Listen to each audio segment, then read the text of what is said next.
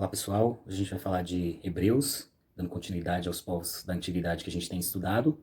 Vamos discutir um pouco das características desse povo, com enfoque nas características religiosas, porque esse é o primeiro povo de que se tem notícia a construir uma religião monoteísta, né? Que crê na existência de apenas um Deus. Então, vamos lá.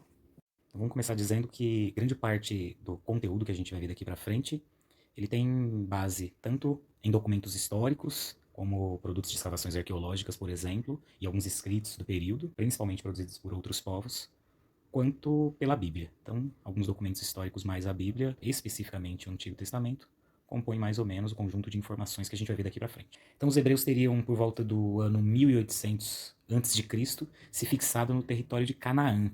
Canaã é mais ou menos essa bolinha vermelha que vocês estão vendo aí, logo acima da palavra Hebreus no mapa. Ele apresenta o conjunto dos povos que a gente estudou até aqui. A gente falou de Mesopotâmia e falou que é um lugar e não um povo, que deu origem aí, abrigou vários povos. Depois a gente falou um pouco de Egito antigo, tá no mapa também. Depois a gente falou de fenícios, que chamavam a si próprios de cananeus.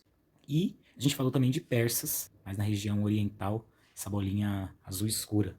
Vocês conseguem perceber aqui a presença de diversos povos de imensa importância na antiguidade. Esses povos nem sempre mantiveram contatos amistosos, alguns deles fizeram guerra contra outros e conseguiram inclusive dominar as suas regiões. Os hebreus então se fixam no território de Canaã por volta de 1800 a.C. e eles eram essencialmente pastores de cabras e de ovelhas.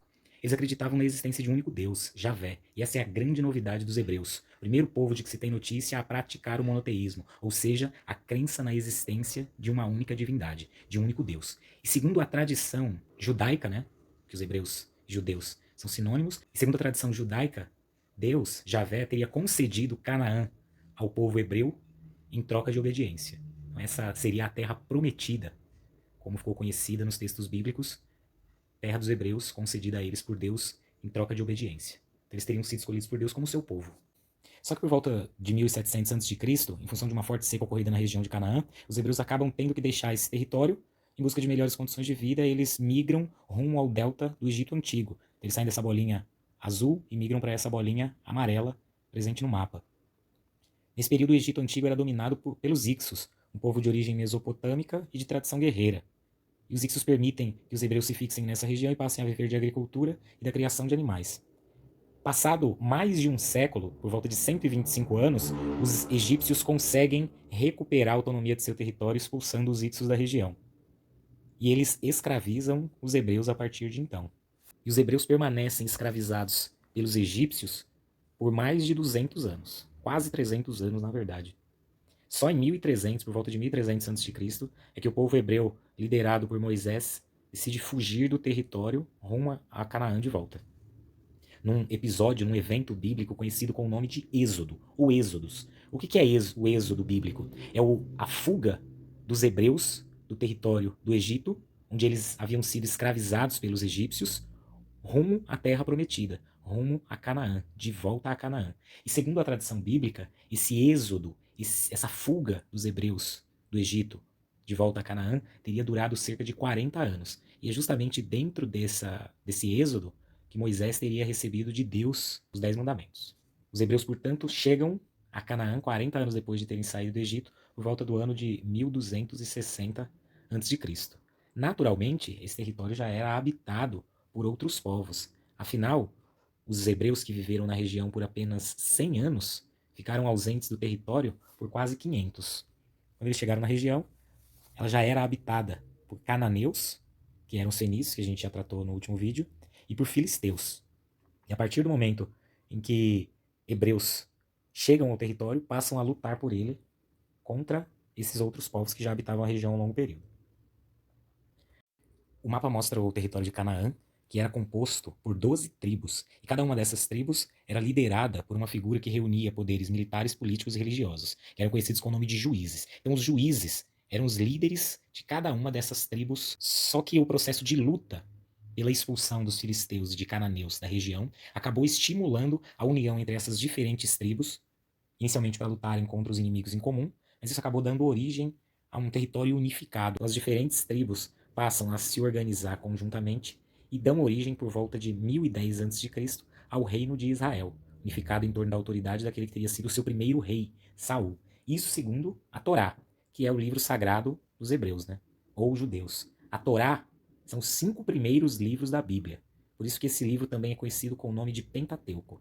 Saul teria sido o primeiro rei e o segundo rei hebreu teria sido Davi.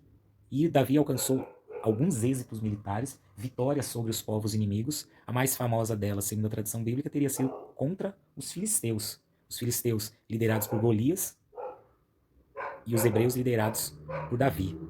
Só que o rei mais famoso, de maior prestígio, que alcançou mais sucesso entre os hebreus, teria sido Salomão, que veio depois de Davi. Ele promoveu o comércio e grandes obras, trouxe imensa prosperidade para o reino, e a obra mais famosa, mais importante, edificada ao longo do reino de Salomão, teria sido o templo que leva o seu nome, o Templo de Salomão.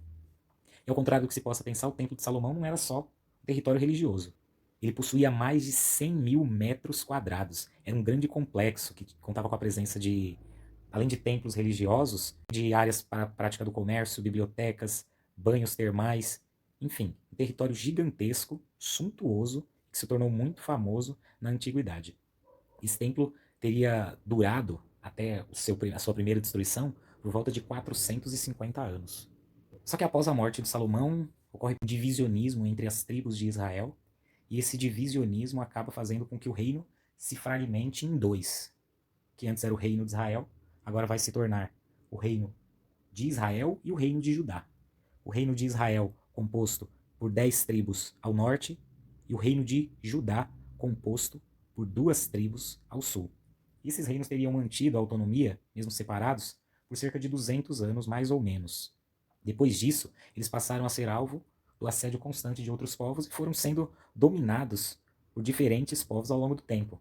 Os assírios e os caldeus dominaram essa região. Assírios e caldeus são de origem mesopotâmica. Não sei se vocês lembram, os caldeus são aquele povo conhecido com o nome de neobabilônicos, porque adotaram também como Babilônia a capital do seu território, e teria como rei mais importante uma figura chamada Nabucodonosor II. E foi durante um conflito entre hebreus e caldeus que o Nabucodonosor II teria ordenado a destruição do Templo de Salomão. Então foi a primeira vez que o Templo de Salomão foi destruído. Tempos depois ele foi em parte reconstruído pelos hebreus. Mas depois dos caldeus, eles acabaram sendo dominados também pelos persas, que a gente já falou, pelos macedônios e, por fim, pelos romanos. E é justamente na fase de domínio dos hebreus pelos romanos que a gente conhece aqui a última fase desse povo unido numa única área nesse período da Antiguidade. Os romanos constituíram o maior império da Antiguidade. É esse mapa inteiro, em verde claro, que vocês estão observando aqui. E o território onde os hebreus viviam, que era o antigo reino de Israel independente, é uma dessas pequenas áreas em verde que vocês conseguem observar mais a leste, onde está Damasceno, Babilônia e Jerusalém. Essa era uma das províncias do Império Romano, e os romanos chamavam essa região de Judéia. Portanto, os habitantes da Judéia passaram a ser conhecidos com o nome de judeus. É por isso que hebreus e judeus são sinônimos. E os hebreus, ao longo do período em que foram dominados pelos romanos, tentaram, em 2 oportunidades, organizar uma rebelião para conquistarem a independência. Na segunda delas, ocorrida no ano de 132 d.C., eles alcançam o objetivo e conseguem expulsar as tropas romanas da Judéia. Só que 3 anos depois, os romanos organizam uma contraofensiva e conseguem derrotar os judeus, ou hebreus. Então, para evitar um terceiro conflito, os romanos acabaram decidindo espalhar os hebreus por várias de suas províncias. Se vocês observarem no mapa, essas áreas em verde escuro são os territórios para onde os hebreus foram espalhados pelos romanos. E num evento conhecido com o nome de diáspora. O que é uma diáspora? É o espalhamento de um povo por um território mais vasto. E a diáspora do povo hebreu, a diáspora dos judeus, foi um espalhamento desse povo pelo mundo antigo, promovido pelos romanos, para evitar que os hebreus fizessem uma terceira revolta lutando pela independência de uma das províncias do Império Romano, que era a Judéia. Desde então, os hebreus ficaram espalhados por territórios da Europa, da Ásia e da África. Só houve uma reunião, por assim dizer, desse povo com o processo da criação do Estado de Israel, com a problemática criação do Estado de Israel, que se deu somente depois do fim da Segunda Guerra Mundial, principalmente em função do Holocausto, né? Que foi a eliminação sistemática promovida pelo nazismo contra as comunidades judias. É isso, não esqueçam de fazer os exercícios depois do vídeo. Até mais.